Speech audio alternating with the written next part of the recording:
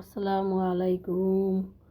Fridge থেকে মাংস নামিয়ে নিলাম, কিছুক্ষণ ভিজিয়ে রাখবো ঠান্ডা ছাড়ার জন্য।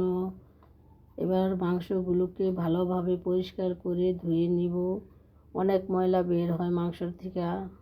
এবার একটি পাত্র বসিয়ে দিব খিচুড়ি রান্নার জন্য। একে একে সমস্ত মশলা কষিয়ে নিব এবং চাল ডাল দিয়ে ভেজে নিব। বেশিক্ষণ ভাজলে প্রায় 5 থেকে 6 মিনিট আমি ভাজলে খিচুড়িটা ঝরঝরা হবে। এবার পরিমাণ মতো পানি দিয়ে দিব, চুলাটা বাড়িয়ে দিব, অপেক্ষা করব বলক আসার জন্য। বলক আসলে আমি ঢাকনা দিয়ে ঢেকে দিব। এবার বাকি কাজগুলো সেরে দিব। এবার একটি পাত্র বসিয়ে দিলাম, এর ভিতরে পেঁয়াজ দিয়ে দিলাম, দিয়ে দিব সমস্ত মশলাগুলো কষিয়ে মাংসগুলো দিয়ে কষিয়ে নিব। ভালোভাবে নেড়ে চেড়ে ঢাকনা দিয়ে ঢেকে দিব।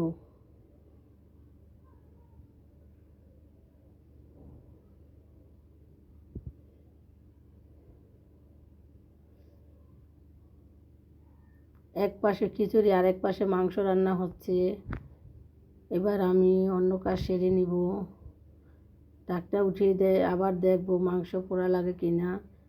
হ্যাঁ, মাংসগুলো আমি এবার পরিমাণ মতো পানি দিয়ে দিব।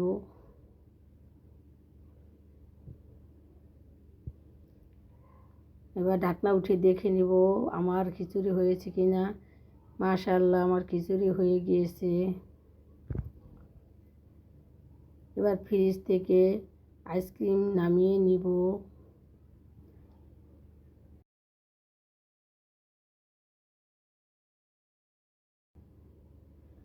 এবার সবার জন্য ট্যাং বানিয়ে নিব।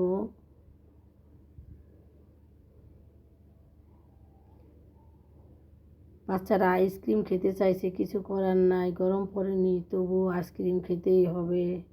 তাই সবার জন্য আইসক্রিম বেড়ে নিলাম।